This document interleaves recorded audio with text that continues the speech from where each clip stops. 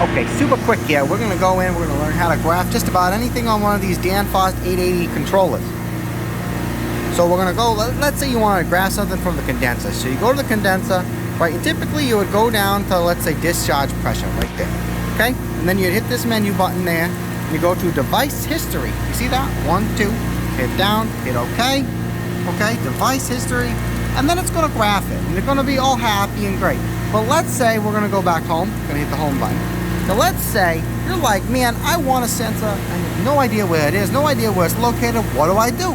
Well, you hit this menu button, and it's just going to change it to history. You see that? We're going to go down to history, we're going to click on that. Now you got nothing. You ain't graphing nothing, okay?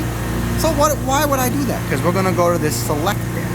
So you hit OK, and then we're going to go, and you can select anything at this point. You can select relay, sensors, on and off inputs. So I'm going to go over to sensors. Okay, see? Went over, 1, 2, over, sensors. Now I'm at sensors, I'm going to hit OK. And now I want to graph the liquid level. Right here, I want to see what that is. Okay, so I'm going to go down, and I'm going to click on it. I'm just going to hit OK. So you just hit down, and then you hit OK.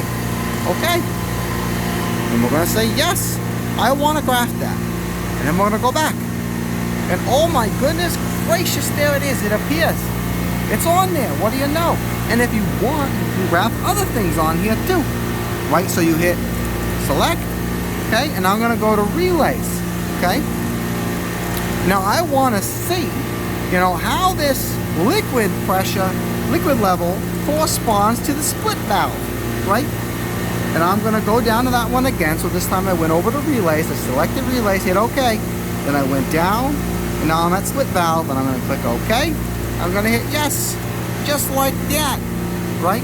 And then now, what I'm going to do is I'm going to hit escape. I don't know if I said that last time, but you hit escape to go back. Escape. And now I'm back in. It'll load it. What do you know? On. Split valve is on right now. And even though it's on, the level is varying widely. So, okay, that's just good to know. The split valve has basically been on. Now, what I'm going to do is I'm going to go over to my rate. I'm going to change my rate to 12 hours. Actually, it's going to take 1 day. So I want to see over the course of a couple days, see if there's any offs and see what happens. Right? And it might take a little bit for it to load. And it might not load. Yeah, it didn't load. But that's okay. So you would have to probably re-graph it with this new setup. Now I'm going to graph the latest.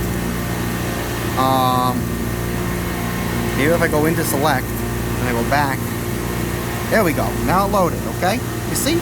And we can see how this varies. So the liquid level kind of stays, between 10 and 5, and even when it's in and out of split. So that's good.